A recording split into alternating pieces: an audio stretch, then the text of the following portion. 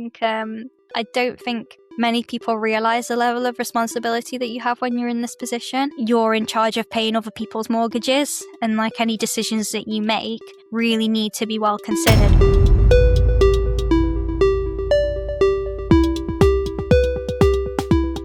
Most marketing agencies sell you a service. Very few actually solve your business problem.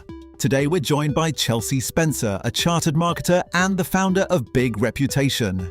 With over a decade of experience, ranging from high-stakes brand protection during the Alton Towers crisis to driving multi-million-pound growth in construction and manufacturing, Chelsea knows that real marketing is about the big picture. We're diving into the loneliness of scaling, why you should never upload your financials to ChatGPT, and the secret to building a high-performance culture when the stakes are at their highest. A lot of marketing agencies tend to specialize in like just one area. It all just becomes very convoluted. Most of our clients typically kind of have a range of 5 to 30 million in turnover. They don't have the budget for an in-house marketing director. We do not use AI to create content for our clients because I very strongly believe that if you're paying a person or a company to do something for you, they should be applying their expertise. We'd encourage people not to take full strategies from AI. You also mentioned that you are using AI predominantly, you are a pro.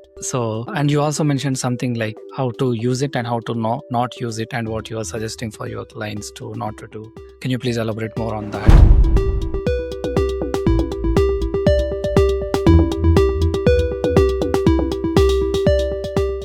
Hey Chelsea, welcome to the show. Thank you very much for having me. Good to see you and thanks for joining the show. For people who is listening or watching it who don't really know you, can you please start by introducing yourself? Yeah, sure. So I am Chelsea Spencer. I own a marketing company called Big Reputation. Set it up just over 2 years ago and we are based in the Midlands.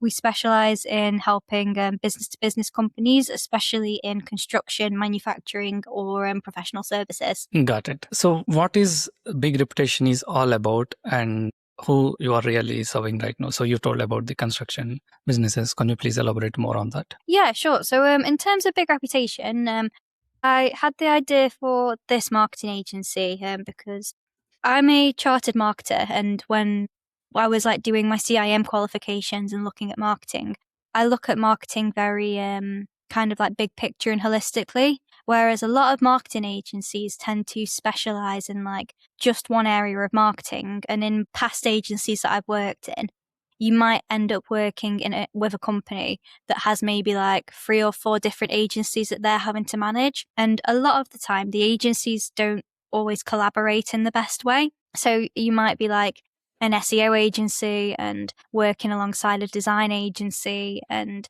then they might have videographers on top of that as well, on top of a different web agency.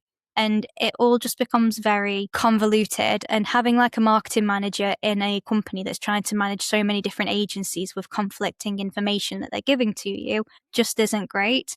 Whereas we notice that with a lot of the companies that we work with, because most of our clients typically kind of have a range of 5 to 30 million in turnover, they don't have the budget for an in-house marketing director and all of the different teams that they like kind of skill sets they need within their own team. And they don't always have like the amount of work that would benefit someone being full-time, but having access to us in the way that I've created the agency with a broad skill set level and myself almost like heading that up as if we're a company's marketing team really solves a lot of problems for them, because we can do pretty much anything they need doing, and it's always got that strategic support that drives them towards their goals. Got it. Yeah. As you said, you specialize in construction, manufacturing, and the professional services. So for these type of clients, at what point they realize they need help, especially when they want to outsource for the market? It might be that, especially in manufacturing and construction, that they're starting to win bigger projects, or they want to start winning bigger projects, and they notice that their brand doesn't keep up. With manufacturing, it might be that they're really struggling to digitize their business and their processes. So they're still very admin heavy and paper heavy, and their digital integrations don't all work together. And that could be one of them. It could be that they're really struggling with putting comms out there around their kind of like supply chain and like teaching people what it is that they do and educating people on their processes. there's a lot of different problems that people come to us with. I think the main ones are they're either not getting their message across in the right way or they're not making enough sales. And you, as a person who has a tremendous background of over a decade in sales, marketing, and the brand protection across different types of businesses. So looking back at what part of the experience turned out to be most valuable once you're on your own? That's a good question, actually. Looking back, there's quite a few different things that probably led me down to this path. I think owning your own business, you need to be really good at managing stress or like dealing with uncertainty. And my first ever like proper office job was in brand protection at Alton Towers during the Smiler crash. And that was masterclass in like stress management and how to create a good culture and be a part of a really high performing team during a very difficult time. And the leader that led that team, who was called Matt, was incredible. And the support that he put in place and just like the guidelines that he had in place for us to do well really stuck with me from a leadership perspective. And just the ability to know that like if you feel like you've got a really good culture at work, even if the business is going through an incredibly stressful time, you feel like you can still handle it because you've got the support there and you're part of a culture that values that.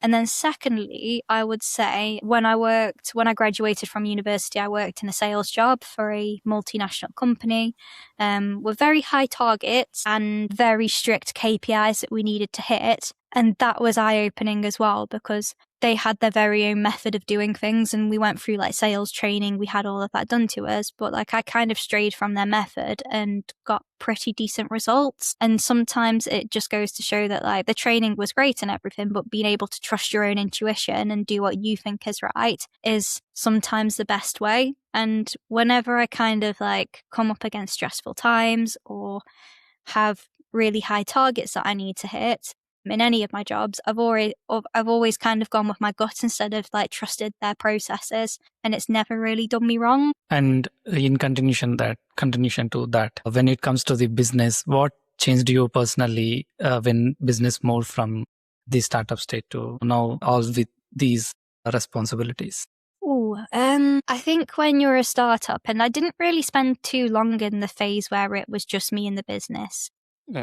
Luckily, the business took off quite quickly. And like I said, we're only just over 2 years old and I've already got a team of 4. So I very quickly had to bring other people in to support us with the work that we were doing. That was great because I'm used to working in a team. Like I don't operate very well as like a lone wolf.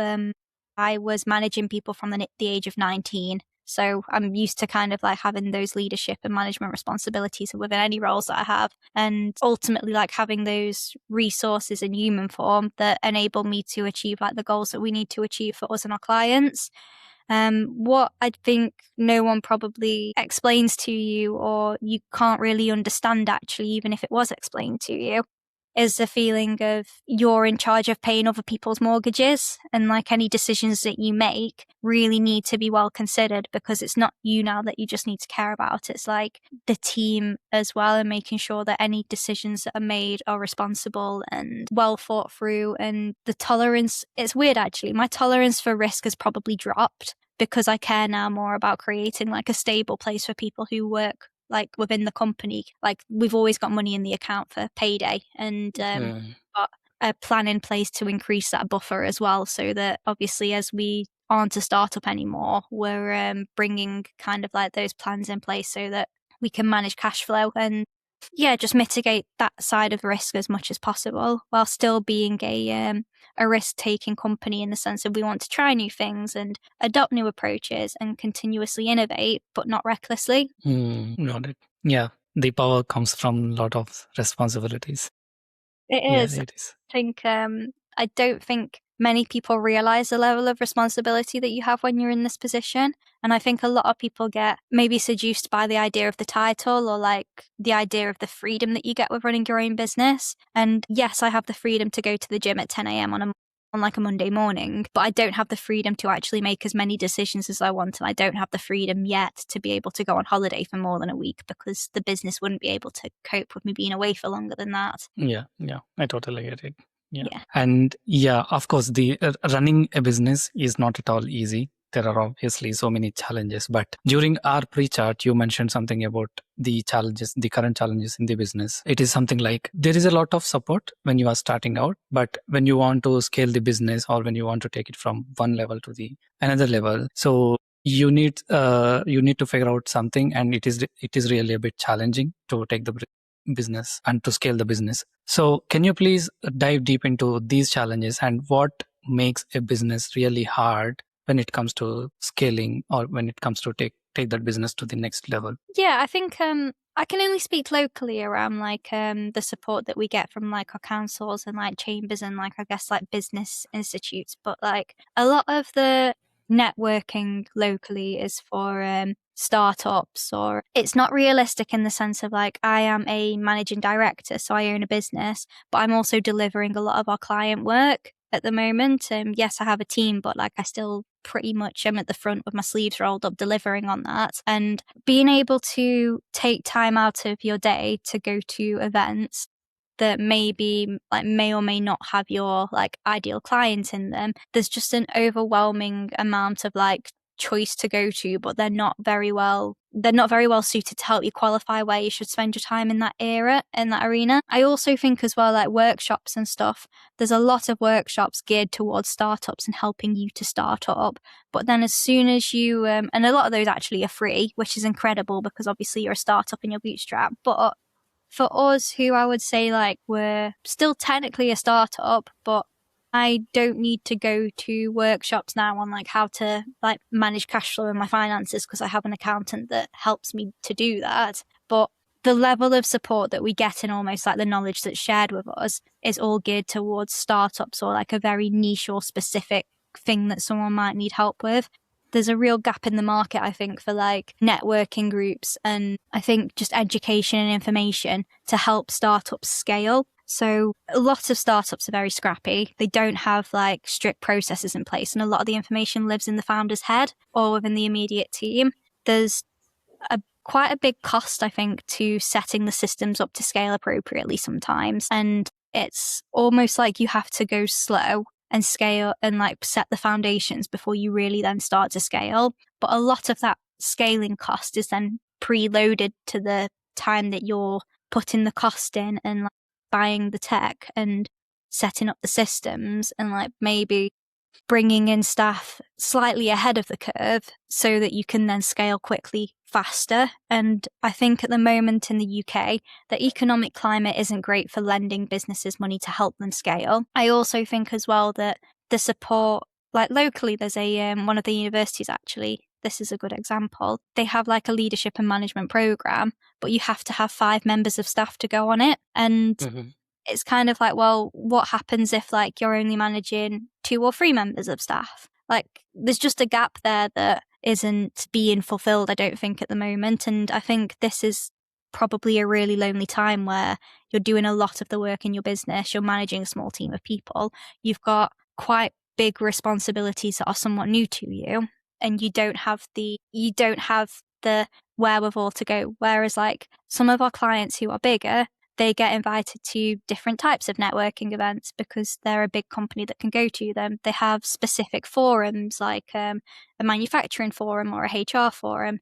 Like there's nothing really there for, I'd say, the micro, like kind of like 0 to 5 members of staff. Like it's great if it's 1 or 2 people and you're just in startup. But then when you kind of get to like the 3 to 5 team where you're maybe at around like 200K to 500K, there's not a lot there to help support you. Yeah, got it. And what happens if founder don't adapt to how they make decisions at these type of stages? I think it's managing yourself. In terms of like what I've done, I've had to really change the way that I approach things. And a great book that I read actually was like, What Got You Here Won't Get You There, because I think you get to a point with some businesses where like the business massively outgrows the founder, and that usually happens when they've grown too quickly, or the founder maybe doesn't take the learnings as the business grows, or maybe they're just really suited to starting something and get it off the ground, but they're not great at like managing bigger companies. Because they're 2 very different skill sets. And I think being able to transgress that and learn what you need to learn as a founder. Gymshark's a great example. Ben set the company up, didn't he, like 10 years ago, and he then stepped down, got a CEO in, and then stepped back up to CEO when he felt ready. And it's, I think, making sure that you've got the support in place, be that with paid support, like we pay an accountant, I've had mentors and coaches, and making sure that I am of service to this business at whatever stage we're in, and I am doing that in the best way, because ideally I don't want to bring another MD in, and I want to be that managing director and supply that vision. But then that means that I need to be agile and adaptable and like flexible, and I can serve the business with whatever it needs in the way that it needs serving throughout the stage that we're in. Got it. Yeah, really makes sense. And if we talk about the client reality nowadays, so when client first came to you for the to collaborate with the big reputation, your classic one is like the one that we always get is we're not making enough sales, because obviously like in this economy and in business in general, the goal is to make more sales. And my approach to marketing is very sales focused, and it probably comes from my background in sales. So that's always the thing that they want to come out of it. They want more sales. However, the problem, they might not even know what their problem is. And a lot of the time, it takes me having a conversation with them to pinpoint what that problem might be. So, for example, we're doing a rebrand and a brand strategy project with a company that has a few different products and offerings, but their big brand that overarches it isn't in a strong enough shape to be able to like be the main brand and lead it. It doesn't quite clearly clarify what it is that they offer. The value proposition isn't strong, but that's because they were looking at their products in isolation and not looking at the brand overall. And they, in the nicest way possible, like they wouldn't have been able to have figured that out, or if they did figure it out, it would have come later down the line.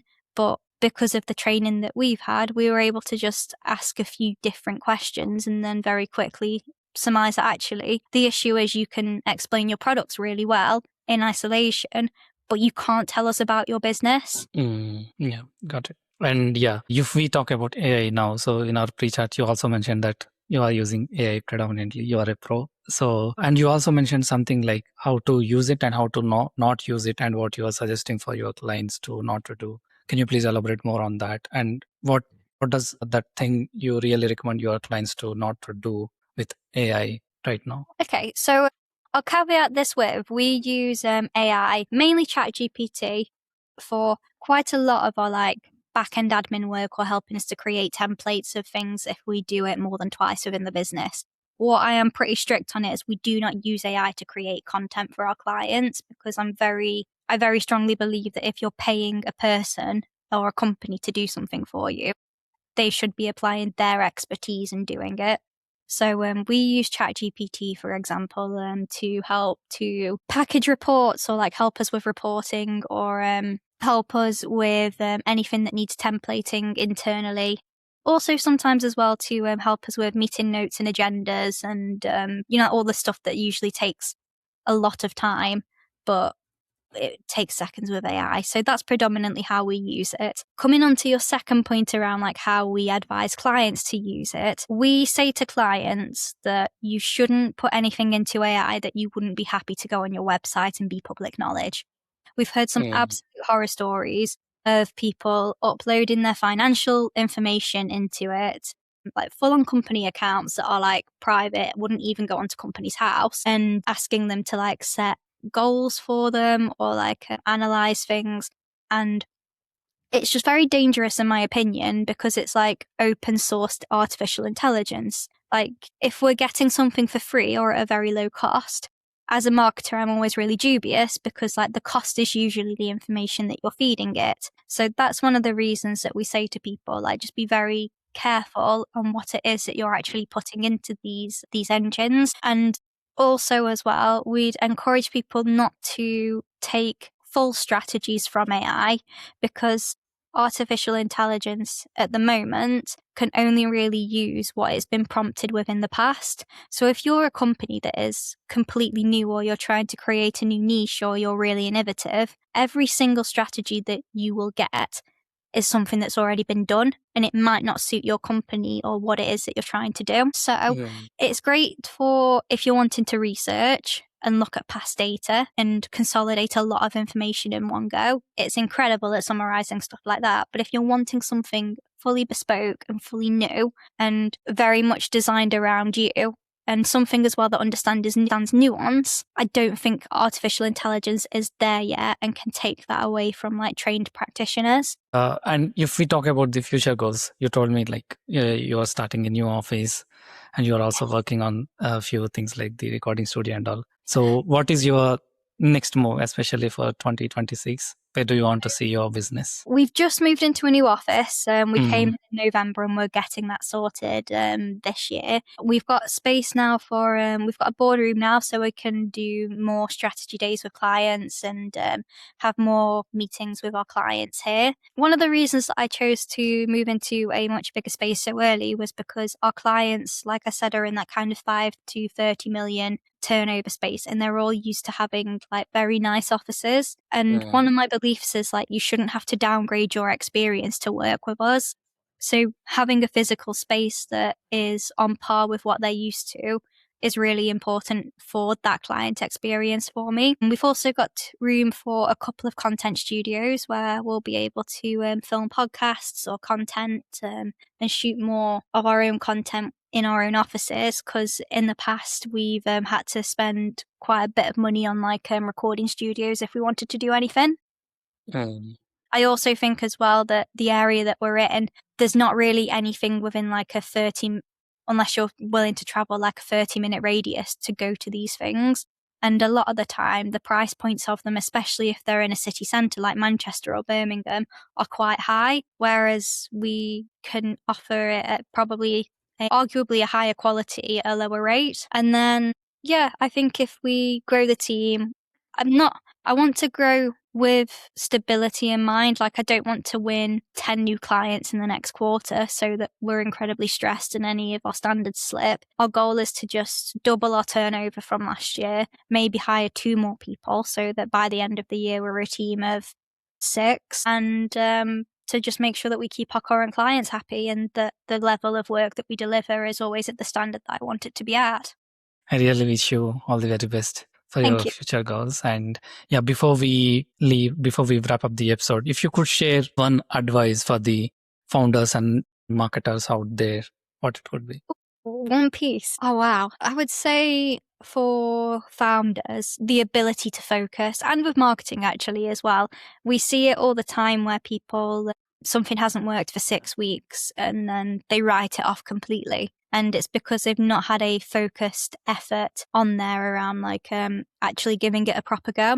And having a strategy in place before you commit any spend to any marketing is also important as well. Or having a strategy in place for your business in general. Just knowing what you want to achieve and what it will take to actually achieve that is important. Otherwise, like you end up wasting so much money, probably so much time and a lot of resource. You got it. Yeah. Thanks. So focus, I think, would be my big piece of advice if I could wrap it up into one word: focus. But yeah, a lot of people are really struggling to focus nowadays. Obviously, it is really, really very important. Yeah, thanks for sharing that, Chelsea. Yeah, this has been the amazing conversation. And yeah, if anyone wants to learn more about you and the Big Reputation, where they can find out. Yeah, so you can follow me and connect with me on LinkedIn. It's just Chelsea Spencer, and then our website is www.bigreputation.co. Thank you, Chelsea. Thank you for joining the show, and I really enjoyed, and I hope our audience also will find it valuable. Thank you. Awesome. Thank you very much for having me. Thank you.